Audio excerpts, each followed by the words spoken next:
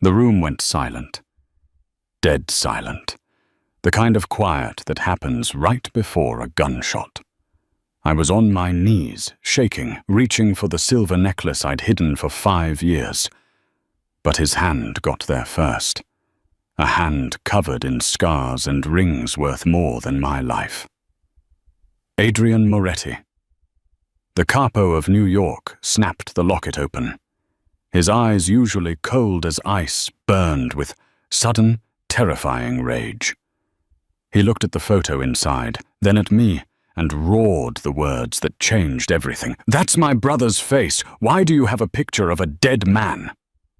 The Obsidian Club didn't smell like a bar. It smelled of old money, imported leather, and the metallic tang of fear. Lucy Gabrielle adjusted her apron, wincing as the stiff fabric rubbed against the bruise on her hip, a parting gift from her landlord when she was 2 days late on rent. She took a deep breath, smoothing back a stray lock of chestnut hair. She couldn't afford to be messy. Not tonight. Tonight, the high table was in. "Lucy, table 4. Don't look them in the eye, drop the scotch and get out," the floor manager Marco hissed, shoving a heavy tray into her hands. "And for God's sake, hide that necklace. It looks cheap." Lucy instinctively clutched the silver locket, hidden beneath her uniform. It was anything but cheap. It was the only thing she had left of him. "I'll be careful, Marco." She navigated the dimly lit room. The patrons here weren't tourists. They were sharks in bespoke suits. In the center booth sat the great white shark himself, Adrien Moretti. Even from a distance, Adrien was terrifying. He didn't lounge. He occupied space with a predator's tension. He had dark hair swept back a jawline that could cut glass and eyes that were completely void of emotion. Rumor had it he had taken over the Moretti crime family 5 years ago, after his younger brother Julian was brutally murdered in a car bombing. Since then, Adrien had turned New York into a fortress. Lucy approached the table. Her hands trembled. She set the crystal glasses down. 1, 2, 3. "Leave the bottle," a voice grumbled. It was Luca Adrien's second in command, a man with a nose that had been broken too many times. "Yes, sir," Lucy whispered. She reached across the table to place the coaster for Adrien. He didn't move, but his gaze shifted to her hand. He hated weakness. He hated trembling. Just as she began to pull back, a drunken associate from the neighboring table stumbled, lurching backward. He slammed into Lucy's back with the force of a linebacker. Crash, the tray tipped. A $200 bottle of scotch shattered against the edge of the marble table. Shards of glass flew like shrapnel. Amber liquid splashed onto Adrien Moretti's pristine Italian suit. The entire club gasped. The music didn't stop, but the atmosphere evaporated. Lucy fell to her knees, glass slicing into her palms.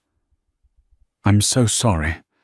I'm so sorry, sir." She grabbed napkins, frantically dabbing at the spilled liquor, pooling near Adrien's polished shoes. Adrien stood up slowly. The sound of his chair scraping the floor was deafening. He looked down at his ruined suit, then at the trembling waitress. "Get her out of here," Adrien said, his voice low and bored. "Before I lose my temper." Luca stepped forward, grabbing Lucy by the arm.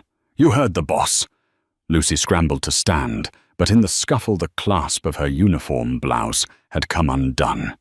As Luca yanked her up the silver locket, she always kept tucked away, swung free. It caught on the edge of the table. Snap! The chain broke. The locket spun across the black marble surface, sliding right under Adrien's hand. It popped open upon impact. Lucy froze. The breath left her lungs. "No." Adrien looked down. He was about to flick the cheap jewelry away, but something caught his eye. A tiny sepia-toned photograph inside the oval frame. He went still. The silence in the room shifted from awkward to lethal. Adrien slowly picked up the locket. His thumb brushed the face in the picture. A face that mirrored his own, but with softer eyes and a crooked smile. Adrien's head snapped up. His eyes locked onto Lucy's. The boredom was gone, replaced by a storm of confusion and violent recognition. "Where did you get this?" he demanded. Lucy couldn't speak. She tried to pull away from Luca, but his grip tightened. Adrien walked around the table. He moved like a wolf closing in on a trapped rabbit. He held the locket up, inches from her face. "I asked you a question," Adrien roared, his voice shaking the walls. "This is my brother. This is Julian. He's been dead for 5 years. Why does a waitress have a picture of a dead Moretti inside her locket?"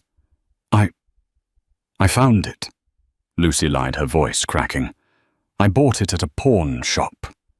Adrien's eyes narrowed. He pressed a button on the side of the locket. A hidden mechanism clicked something only a Moretti would know about. The back of the locket sprang open, revealing an engraving. "To E, my forever. J." Adrien read the inscription. He looked at Lucy. "Your name tag says Lucy." She stopped breathing. "Take her to the car," Adrien ordered, pocketing the locket. "Nobody leaves until I find out who she really is." "Please, I have to go home," Lucy screamed as Luca dragged her toward the back exit. "My son is waiting for me."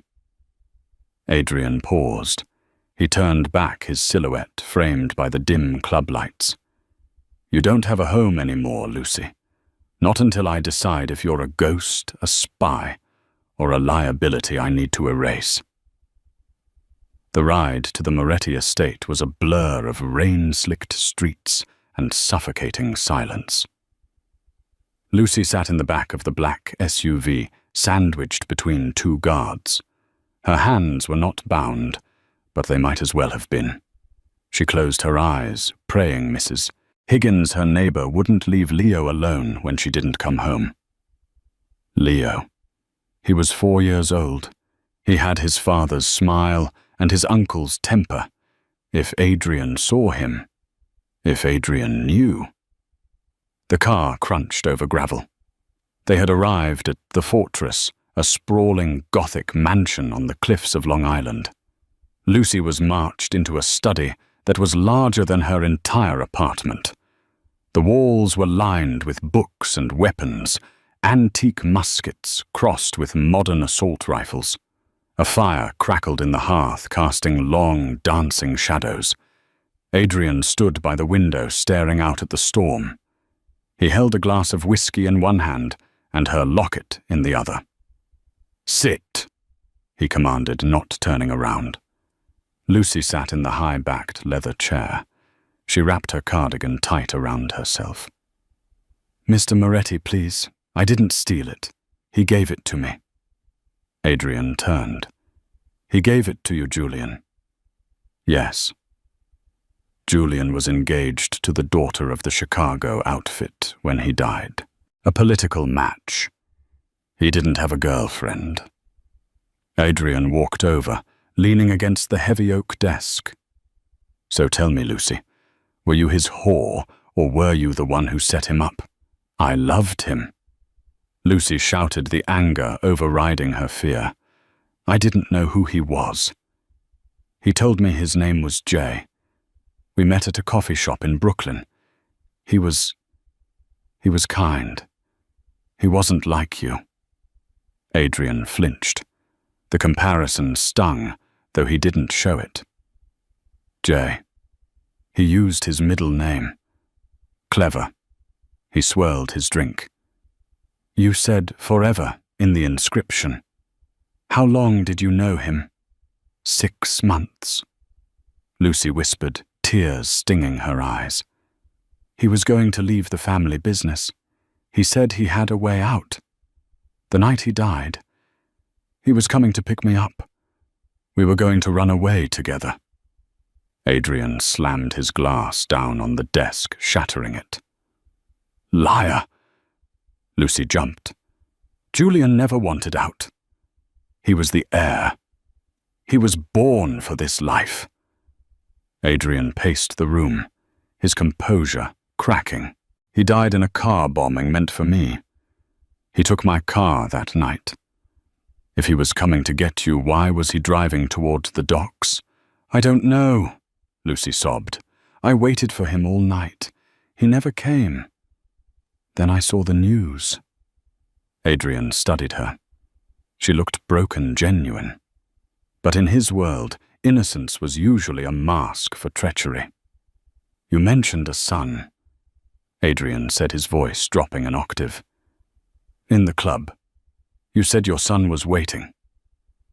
Lucy's blood ran cold. This was the danger zone. He's with a sitter. How old is he? 4, she said too quickly. Adrien did the math. Julian died 5 years ago. If the child was 4, who is the father? Adrien asked, stepping closer. An ex, she lied. A guy I met after Jay died. Adrien stared at her, analyzing every micro-expression.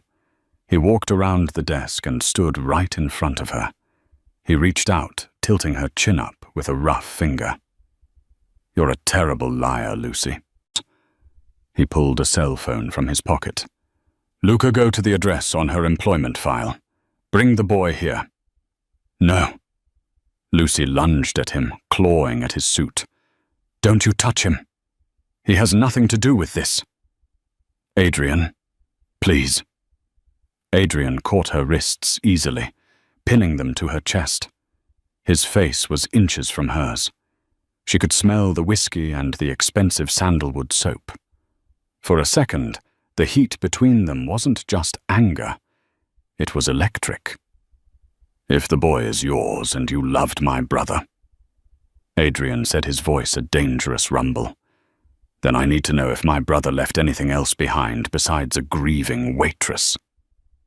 He's mine, Lucy hissed. He's not part of your world. Everyone is part of my world, Lucy. They just don't know it yet. 2 hours later, the heavy oak doors opened. Luca walked in, holding the hand of a sleepy, confused little boy in blue dinosaur pajamas. Leo rubbed his eyes, clutching a stuffed bear. He looked up at the room, terrified, until he saw Lucy. Mummy. Lucy broke free from the guard and ran to him, scooping him up. Leo. Oh God, Leo. Adrien stood frozen in the center of the room. He felt like he had been punched in the gut. He stared at the boy. The dark curls, the shape of the nose. But it was the eyes, one green, one hazel. Heterochromia. It was a genetic trait in the Moretti bloodline. Julian had it. Adrien's grandfather had it. Adrien walked slowly towards them. Lucy clutched the boy tighter, backing away, until she hit the wall. Stay back, she warned. Adrien ignored her. He stopped 2 feet away and crouched down so he was eye level with the child. Hello, Adrien said, his voice surprisingly gentle. Leo blinked. Are you the bad man? Adrien let out a dry, humorless laugh. Yes, I suppose I am. He looked up at Lucy, his eyes burning with a mix of fury and awe. You hid him, Adrien whispered. You hid a Moretti heir in a crumbling apartment in Queens. I hid him from you, Lucy retorted. I didn't want him to end up like Julian. Adrien stood up, his face hardening back into the mask of the capo. He turned to Luca. Lock down the estate. Triple the guards. Call the council. What are you doing? Lucy asked, panic rising. Adrien turned back to her. You wanted to run away with Julian? Well, you got your wish. You're family now, Lucy. And no one leaves the family. You can't keep us here. I can, Adrien said, walking to the door, because that boy is the rightful heir to this empire, and I'll burn the city to the ground before I let anyone touch a hair on his head, including you. He slammed the door, the lock clicking shut with a sound of finality. Lucy sank to the floor, holding Leo, realizing she hadn't just dropped a locket. She had dropped a bomb. The first thing Lucy registered was the smell. It wasn't the damp musk of her basement apartment in Queens, nor the stale beer and industrial cleaner of the Obsidian. It was lavender beeswax and the crisp, indifferent scent of expensive linen. She opened her eyes. The ceiling was impossibly high, adorned with intricate crown molding that seemed to mock her. She was lying in a bed, large enough to sleep 4 people, covered in a duvet made of silk so fine it felt like woven water. Panic surged, sharp and immediate. She sat up, gasping. Beside her, a small mound under the covers stirred. A mop of dark curls poked out. Leo. He was still asleep, clutching his worn teddy bear, oblivious to the fact that his world had ended overnight. Lucy slid out of bed, her bare feet sinking into a Persian rug, thicker than any mattress she'd ever owned. She was still wearing her waitress uniform, stained with sweat, and the dried remnants of the scotch she'd spilled on Adrien. The black fabric felt alien against the oppressive luxury of the room. She moved to the windows. They were colossal floor-to-ceiling casements, draped in heavy velvet. She yanked them back. Morning light flooded the room, harsh and unforgiving. The view confirmed her worst fears. They were high up on a cliffside. Below the Atlantic Ocean, crashed violently against jagged rocks. The sprawling lawn was manicured to perfection, rimmed by a high stone wall topped with wrought iron spikes. At the gate she could see tiny figures in black suits patrolling with rifles slung over their shoulders. It wasn't a home. It was a fortress designed to keep the world out and them in. The heavy wooden door to the bedroom clicked open. Lucy spun around, placing herself between the door and the bed where Leo slept. Adrien Moretti entered. He had changed out of his ruined suit into a charcoal grey shirt with rolled-up sleeves and dark trousers. He looked fresher than he had the night before, but the shadows under his eyes were deeper, lending him a haunted, dangerous air. He carried a silver tray with a porcelain teapot, 2 cups and a glass of milk. "You're awake," he said. His voice was low, barely vibrating the air, yet it filled the massive room. "Let us go, Adrien," Lucy said, her voice trembling, despite her best efforts to sound firm. "This is kidnapping." Adrien set the tray down on a mahogany table near the fireplace. He poured tea with deliberate, almost meditative movements. "Kidnapping is what happens to people who don't matter. This," he gestured around the opulent room, "is protective custody. We don't need your protection. We were fine." Adrien stopped pouring. He slowly looked up, his dark eyes pinning her in place. "Fine. You were 2 days away from eviction. You work at a club owned by my rivals every other Tuesday, exposing yourself to men who would snap your neck for sport. And you were raising the son of Julian Moretti in a neighborhood where drug deals happen on the swing sets." He walked toward her, stopping just outside arm's reach. "You were not fine, Lucy. You were drowning. I just pulled you onto the lifeboat."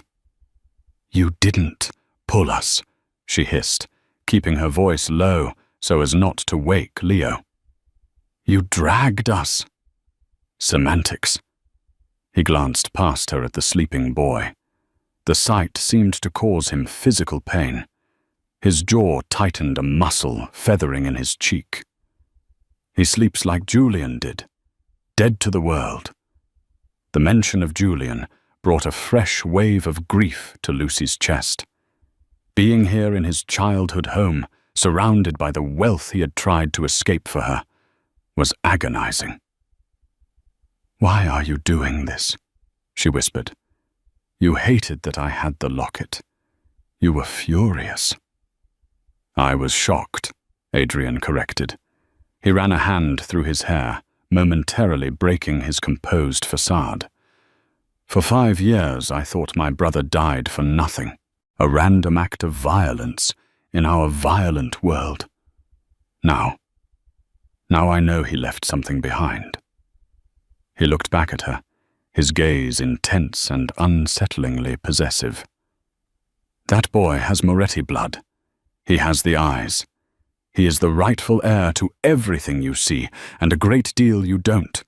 Do you have any idea what my enemies would do if they knew he existed?" Lucy felt sick. "No one knows." "Someone always knows, Lucy. A whisper in a pawn shop, a nosy neighbor seeing those eyes. If the Russians or the Triads found him before I did, they wouldn't just kill him. They would use him against me. They would torture him to break me." The graphic nature of his words made her sway. Adrien reached out, steadying her with a hand on her arm. His touch was searing hot through her thin blouse. "Sit down before you fall down," he commanded, guiding her to a velvet armchair. He shoved a teacup into her shaking hands. "Drink." She took a sip. It was Earl Grey, strong and hot. "Here are the new rules," Adrien said, pacing in front of the fireplace. "You do not leave this estate. You do not make phone calls without my supervision. You do not speak to the staff unless it is to order food or service. Leo will be tutored here. You will be given a new wardrobe, as that rag you're wearing is offensive." "I'm not your prisoner," she argued weakly. Adrien stopped pacing. He leaned down, placing his hands on the arms of her chair, trapping her. His face was inches from hers. She could see the gold flecks in his dark irises, the razor-sharp intelligence that made him the most feared man in New York. "You are exactly what I say you are," he murmured, his breath ghosting across her cheek. "You are the mother of the future Don. That makes you the most valuable and most vulnerable woman in the city. Until I know who killed my brother, and until I am sure you weren't involved, you are mine to keep. Do you understand?" Lucy stared back at him, refusing to shrink away. In that moment she realized that the man she had loved, the gentle Jay, had grown up with this wolf. They shared the same blood. "I understand," she said coldly, "that you are exactly the monster Julian said you were." Adrien flinched, a microscopic crack in his armor. He pulled back slowly, standing tall again. The ice returned to his eyes. "Good," he said. "Monsters keep you alive in this world, Lucy. Get the boy dressed. Breakfast is in 20 minutes. Don't be late." He turned and walked out the heavy door, sealing them back into their gilded cage. Lucy looked at the teacup in her hands. It was bone china, translucent and delicate. She had the sudden, violent urge to throw it against the marble fireplace, just to see something shatter. 3 days bled into one another. Time at the Moretti estate moved like molasses. It was a quietude that felt heavy, pregnant with unspoken threats. Lucy tried to create a routine for Leo. They ate breakfast in a dining room huge enough to host a parliamentary hearing, sat at a polished mahogany table so long that Lucy felt she needed a megaphone to speak to Adrien at the other end. Adrien was rarely present during the day. He vanished into the east wing of the mansion where his business was conducted. Lucy only saw the results of his work, sleek black cars arriving and departing in the dead of night, men in expensive suits, leaving with pale faces, and the constant underlying hum of high-stakes tension that vibrated through the floorboards. She and Leo were restricted to the West Wing, and the enclosed garden terrace. It was luxurious, yes. Leo had a playroom filled with more toys than he had ever seen in his life. Remote control cars, elaborate Lego sets, an entire library of children's books. But it felt hollow. On the fourth afternoon, while Leo was napping, Lucy wandered down the silent hallway of the West Wing. The walls were lined with portraits of unsmiling ancestors, men with hard eyes, and women wearing heavy jewelry like armor. She reached the end of the hall and found a set of double doors slightly ajar. It was a library 2 stories high, smelling of old paper and leather. She stepped inside. It felt like a sanctuary. She ran her fingers along the spines of leather-bound classics. As she moved toward the back of the room, near a large globe, she saw it. A smaller portrait tucked away in an alcove. It was Julian. Lucy's breath hitched. He looked younger in the painting, maybe 20 years old. He wasn't smiling, but his eyes held that gentle, mischievous spark she remembered. The artist had perfectly captured the mismatch of his eyes, the green and the hazel. She reached out her fingertips, tracing the gilded frame. "Jay," she whispered, a tear slipping down her cheek. "Where are we? What did you leave us in?" He hated that painting. Lucy gasped, spinning around. Adrien was standing in the entrance of the alcove. She hadn't heard him approach on the thick carpet. He was watching her, his expression unreadable. He held a tumbler of amber liquid ice, clinking softly. He said it made him look like a decadent prince. Adrien said, moving closer, his gaze fixed on his dead brother's face. He wanted to be an architect. Did he tell you that? Lucy nodded, wiping her tears hastily. Yes, he used to draw sketches on napkins at the coffee shop. Bridges, skyscrapers. Adrien let out a short, bitter laugh. Bridges. He always wanted to build things, connect things. I was the one taught to burn them down. He took a sip of his drink, the silence stretching between them. For the first time, Lucy felt a strange sadness for Adrien. He seemed profoundly lonely, a king standing in the ruins of his own making. "Why didn't you let him go?" Lucy asked quietly. "If you knew he wanted out." Adrien turned his gaze from the painting to her. The intensity of it was almost unbearable. "Because we don't get out, Lucy. We are born into this. It's in the blood. Julian thought he could just walk away, change his name, wear cardigans and pretend 5 generations of violence didn't exist in his veins." He took a step closer to her, his voice dropping to a growl. But it caught up to him. It always catches up. You think his death wasn't an accident, that it wasn't just because he was driving your car? Adrien's eyes hardened to obsidian chips. "I don't think, Lucy. I know. The bomb under that car wasn't a simple ignition trap. It was military grade, expensive, precise. Someone wanted a Moretti dead. They didn't care which one." He leaned in close, trapping her against the bookshelf, just like he had in the study. The scent of whiskey and danger enveloped her. "And that is why you and Leo will never leave this house until I find the person who pressed the button. Because if they knew Julian had a son he loved enough to give our mother's locket to." He stopped, his eyes dropping to her throat, where the locket used to rest. The air crackled between them. It wasn't just intimidation anymore. It was something darker, something hotter. A recognition of shared grief and a dangerous curiosity. Suddenly, a high-pitched alarm sliced through the silence of the mansion.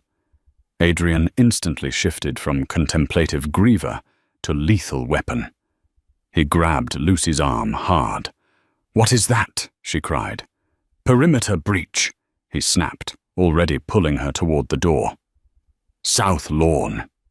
Leo, my son, is upstairs. Luca is already with him. The nursery is the safest room in the house. Move." They burst into the main hallway. The previously silent house was chaotic. Guards with drawn weapons were sprinting toward the back stairs. Adrien didn't take her to the nursery. He dragged her into his own study, slamming the heavy oak door and throwing the deadbolt. He shoved her behind the massive desk. "Stay down," he ordered, pulling a large matte black handgun from a hidden holster beneath his jacket. He checked the chamber with a metallic clack that echoed in the room. "Adrien, what's happening?" Lucy was shaking, crouched on the floor. "Someone is testing my fences," he said, moving to the side of the window, peering out through the smallest crack in the velvet curtains. Outside, the sound of gunfire erupted short, sharp bursts of automatic weapon fire. Lucy covered her ears, squeezing her eyes shut, picturing Leo terrified in his bed. "They won't get in," Adrien said, his voice eerily calm over the noise outside. He wasn't looking at her. He was focused entirely on the threat. "But this proves my point, doesn't it, Lucy? You think the world outside is safe. You think you can just go back to waiting tables." He turned to look down at her, the gun held loosely at his side, like an extension of his hand. "Welcome to the family business." The gunfire ceased as abruptly as it had begun, leaving a ringing silence that was somehow louder than the explosions. In the study, Adrien remained motionless by the window, his silhouette cut from granite. He was listening not for noise, but for the specific rhythm of his security team's protocols. The all clear had a distinct cadence. "Is it over?" Lucy whispered. She was still crouched behind the massive oak desk, her knees pressed into the Persian rug. Her heart hammered against her ribs like a trapped bird. Adrien turned. The handgun was still in his grip, but he lowered it slightly. "The shooting has stopped. That doesn't mean it's over." He moved toward her, extending a hand. Lucy looked at it, large, scarred, capable of violence, and then up at his face. His eyes were devoid of fear, replaced by a cold, calculating rage that made him look terrifyingly like the predator everyone said he was. She took his hand. He pulled her up with an effortless strength that made her feel weightless. "Leo!" She gasped, the adrenaline finally allowing her to speak the name that had been screaming in her head. "We go to him now," Adrien said. "Stay behind me. If I stop, you stop. If I tell you to run, you run to the panic room in the cellar. Do you understand?" "Yes." They exited the study. The hallway, usually a pristine corridor of silence and wealth, smelled of cordite and burnt rubber. Distant shouting echoed from the lower levels. As they passed the grand staircase, Lucy glanced down and stifled a scream. On the black and white marble of the foyer below, a body lay covered by a suit jacket. A pool of dark crimson was spreading slowly across the white tiles, reflecting the crystal chandelier above. "Don't look," Adrien commanded, his voice rough. He placed a hand on the back of her head, forcing her gaze forward. "That is the price of admission, Lucy. Keep walking." They reached the nursery in the west wing. The door was reinforced steel disguised with wood paneling. Adrien punched a code into a keypad hidden behind a sconce. The door hissed open. Inside the room was dimly lit. Luca was sitting on the floor, his back against a heavy dresser, a submachine gun resting on his knees. In the corner under a tent made of blankets, a small flashlight beam wavered. "Boss," Luca grunted, standing up. He looked disheveled, a smear of soot on his cheek. "Perimeter is secure. We lost Tony at the gate. 2 hostiles down, 1 in custody." Adrien nodded a singular, sharp motion. "The boy, under the fort." Luca pointed to the blankets. Lucy rushed past them, dropping to her knees and lifting the edge of the blanket tent. Leo was curled into a ball, his eyes wide and wet, clutching the teddy bear so hard his knuckles were white. "Mommy!" His voice trembled. "There were fireworks." "Yes, baby?" Lucy choked out, pulling him into her arms and burying her face in his soft curly hair. He smelled of baby shampoo and innocence, a stark contrast to the metallic scent of death in the hallway. "Just fireworks. It's okay. I'm here." Adrien watched them from the doorway, his expression fractured for a split second. Seeing the woman clutching the child, his brother's child. Something ancient and protective roared to life in his chest. It was a feeling he hadn't experienced since Julian was alive, a desire to burn the world down, to keep the smoke away from them. "Luca," Adrien said, his voice dropping to a gravelly whisper. "Who was it?" "Russians," Luca replied. "But they had inside info, boss. They knew the shift change schedule. They knew the blind spot in the cameras on the south wall." Adrien's eyes narrowed. "A rat." "Looks like it." Adrien looked back at Lucy and Leo. The boy was looking over Lucy's shoulder, staring at Adrien with those mismatched eyes, green and hazel. Adrien stepped into the room. The air felt too small for him. He approached them slowly, holstering his gun so as not to scare the child further. "Leo," Adrien said. The boy blinked. "Are the bad fireworks gone?" Adrien crouched down. He didn't smile. "Adrien." Moretti didn't smile, but his face softened the hard lines around his mouth, relaxing. "I made them leave. They won't come back." Leo studied him with a child's devastating honesty. "My daddy is in heaven. Mommy says he watches us." Adrien swallowed hard. The lump in his throat felt like broken glass. "I know. He watches me too." He stood up abruptly, the moment too heavy to sustain. He turned to Lucy. "You stay here tonight. Luca will stand guard outside the door. No one comes in but me." "Where are you going?" Lucy asked, fear spiking again. She didn't want to be left alone, even with Luca. Surprisingly, the safest she felt was near Adrien. "I have to go downstairs," Adrien said, his voice turning into ice. "I have a guest in the basement, and I need to ask him who sold us out." "Adrien." Lucy stood up, holding Leo's hand. "Don't." "Don't what?" He turned his eyes pitch black. "Don't do what is necessary." "They shot at my house, Lucy. They shot at you. If I don't go down there and become the monster they fear, they will return tomorrow with a bigger army." He walked to the door, pausing with his hand on the frame. "Sleep well, Lucy. Tonight the devil is on your side." The interrogation had lasted 4 hours. It was 3:00 a.m. when Adrien finally emerged from the cellar. He had showered in the gym downstairs, scrubbing the physical evidence of his work from his skin, but he couldn't scrub the darkness from his soul. He walked into the main kitchen, a cavernous space of stainless steel and cold marble. He needed a drink. Not whiskey, he needed water. His throat was raw from shouting. He didn't turn on the lights.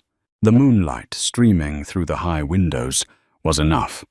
He opened the massive refrigerator, the light spilling out, and grabbed a glass bottle of water. Did he talk? Adrien froze. He closed the fridge door slowly. Lucy was sitting at the kitchen island. She was wearing a silk robe he had provided her hair loose around her shoulders. She looked like a ghost in the moonlight, ethereal and out of place in his house of war. "You should be asleep," Adrien said, unscrewing the cap and taking a long drink.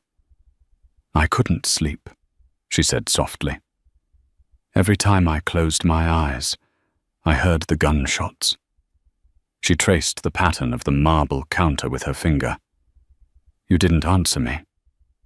Did he talk? Adrien walked around the island, leaning his hips against the counter opposite her. He talked, eventually. Who was it? A rival faction, the Volkovs. But that's not the problem. Adrien ran a hand over his face, looking exhausted. The problem is how they got in. They had the codes Lucy. Codes that only 3 people possess. Lucy felt a chill that had nothing to do with the temperature. Who? Me. Luca. Adrien paused, his gaze drifting to the window. And my uncle, Sal. Your uncle? Lucy gasped. Family.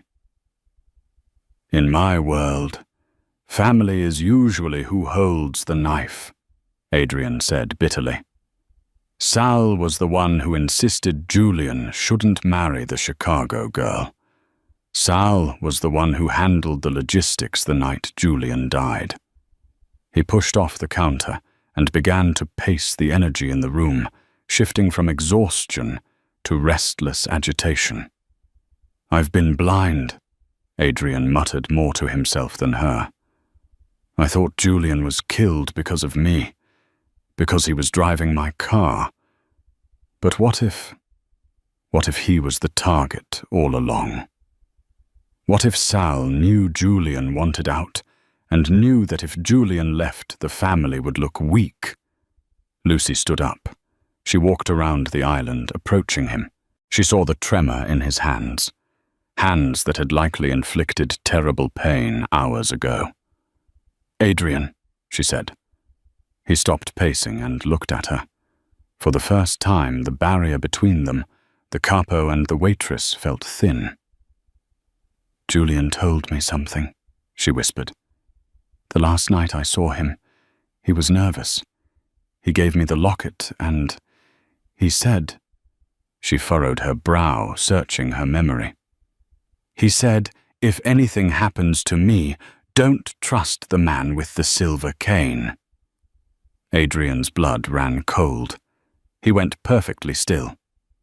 What did you say, the man with the silver cane? Lucy repeated. I never knew what it meant. I thought he was speaking in metaphors. Adrien let out a breath that sounded like a curse. Uncle Sal, he walked with a silver-tipped cane after his stroke 3 years ago. But, wait. Adrien's eyes narrowed. Sal didn't need the cane 5 years ago. He was healthy when Julian died. Then who? Lucy asked. Sal used to carry a cane as a fashion statement in the 90s, Adrien murmured, his mind racing connecting dots that had been scattered for half a decade. Or, it wasn't Sal. It was someone Sal was working with. He looked at Lucy, really looked at her. He saw the strength in her jaw, the fire in her eyes. She wasn't just a complication anymore. She was the key. You just gave me the missing piece, Adrien said softly. He took a step closer to her. The distance between them vanished. He reached out his hand, hovering near her face, before his thumb grazed her cheekbone. His touch was rough, calloused, but incredibly gentle. Lucy held her breath. Her heart was pounding not from fear this time, but from a sudden magnetic pull.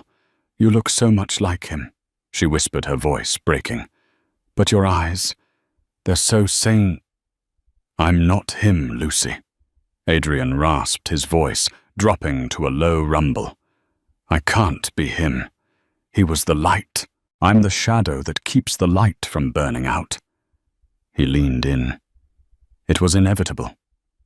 The gravity of the trauma, the secret, the shared danger, it pulled them together. Lucy didn't pull away. She tilted her head up.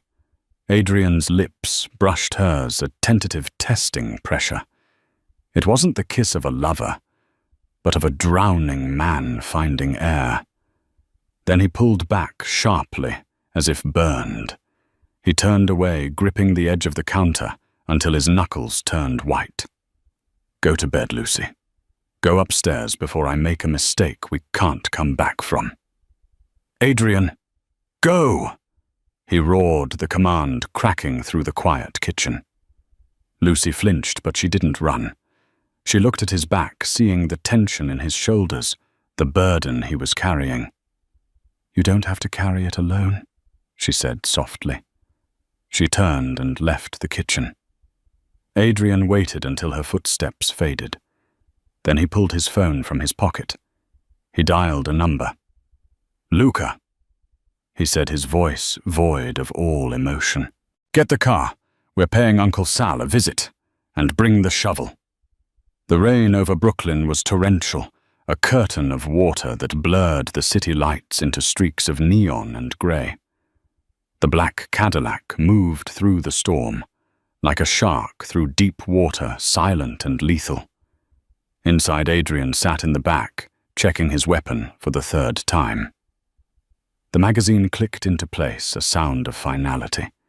Beside him, Luca drove with white-knuckled precision. They hadn't spoken since they left the estate. There was nothing left to say. The betrayal was a rot, and tonight they were cutting off the limb. They pulled up to a brownstone in Dyker Heights. It was an unassuming house for a man who controlled half the unions in the city, but Uncle Sal liked to play the part of the humble grandfather. "Wait here," Adrien ordered, buttoning his suit jacket. "If I'm not out in 20 minutes, burn the house down." Luca nodded, his eyes grim. "With pleasure, boss." Adrien walked up the steps, the rain soaking his hair instantly. He didn't knock. He used a key he hadn't touched in years. The hallway smelled of garlic cigar smoke and old betrayal. He found Salvatore Moretti in his study, sitting by a roaring fire, reading a newspaper.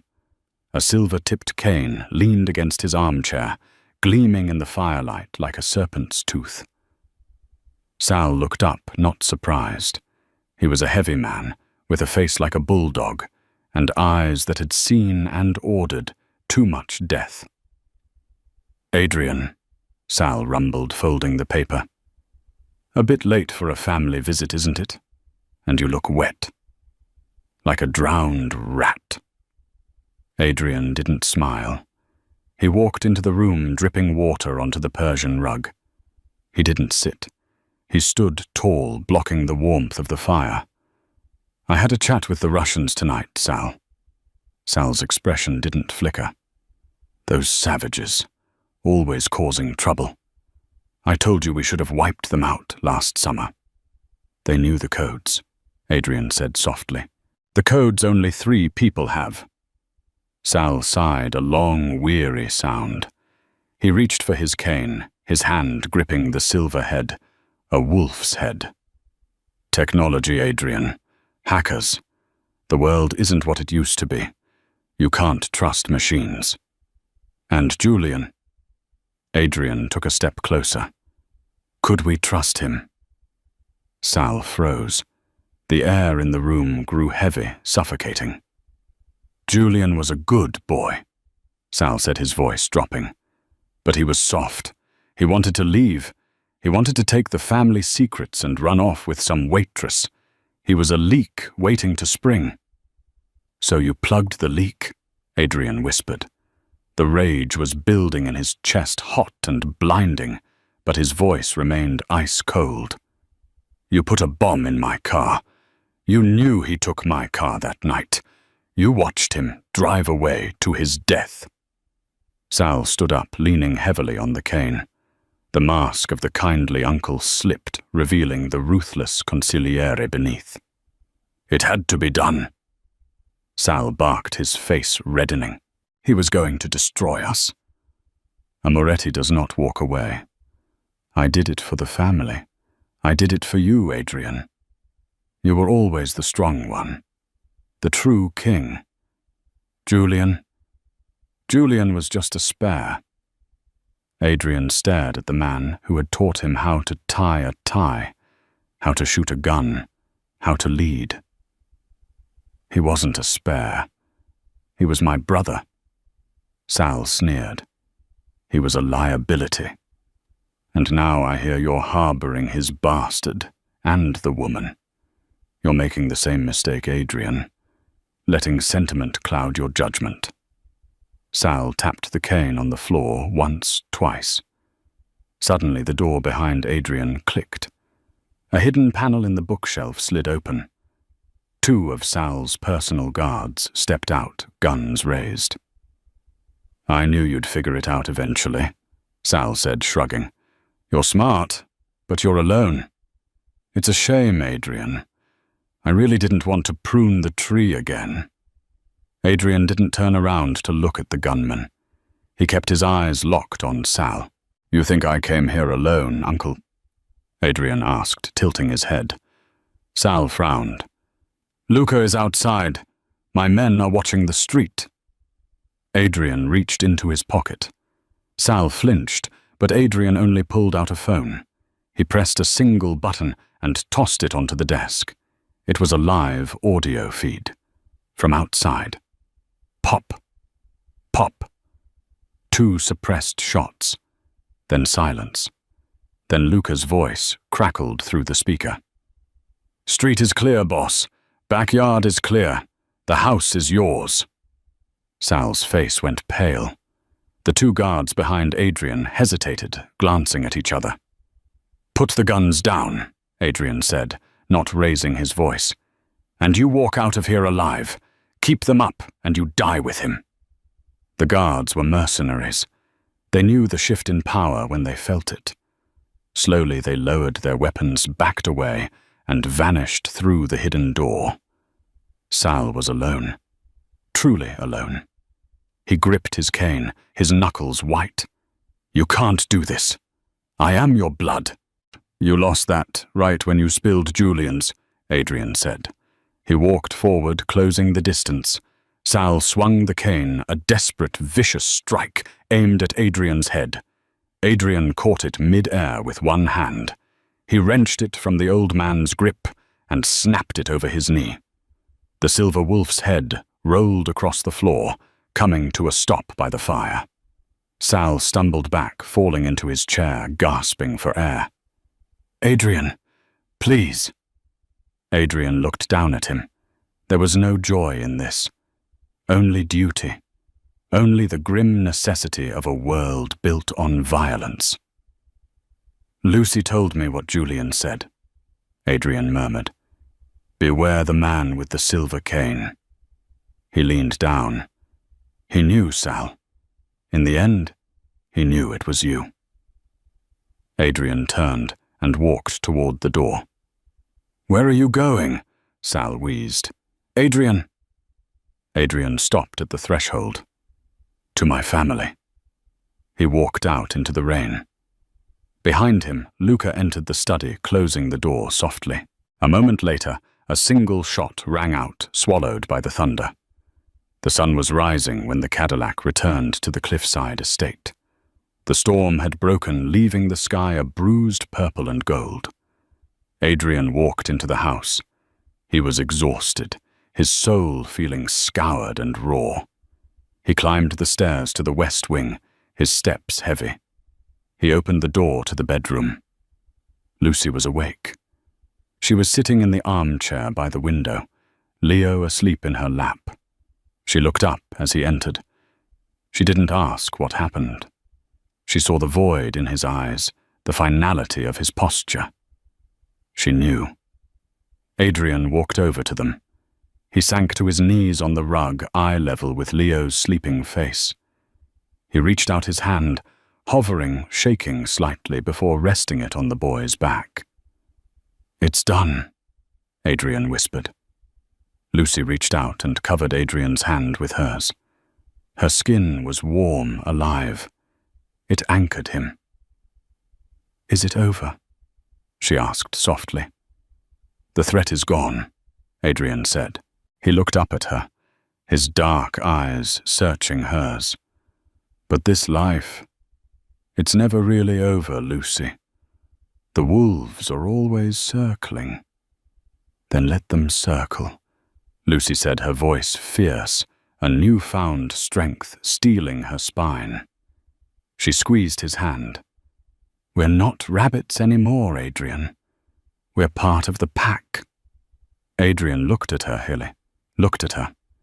And for the first time in 5 years, the ice around his heart cracked completely. He saw the fire in her, the loyalty that matched his own. She wasn't just a waitress. She wasn't just a mother. She was a queen in the making. He leaned forward, pressing his forehead against hers. They breathed together in the quiet morning light, bound by blood secrets and a love that had risen from the ashes of a ghost. "Welcome home," Adrien whispered.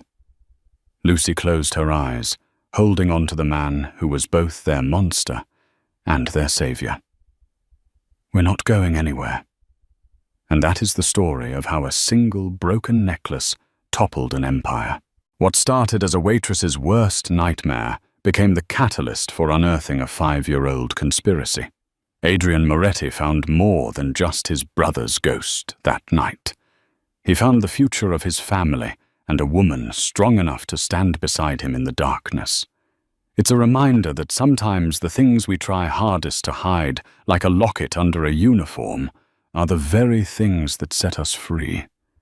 In the world of the Mafia, blood might be the currency, but loyalty is the only thing that buys you a tomorrow.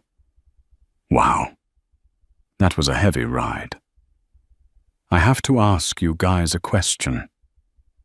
If you were Lucy and you found out your secret boyfriend was the heir to a crime family, would you have hidden the child, or would you have gone to Adrien for help? Let me know your choice in the comments below. I read every single one. If you enjoyed this story and want more dark romance, suspense and twists, please do me a huge favor. Smash that like button, hit subscribe, and turn on the notification bell so you never miss a new story. We have a crazy thriller coming up next week that you won't want to miss. Thanks for watching, and I'll see you in the next chapter.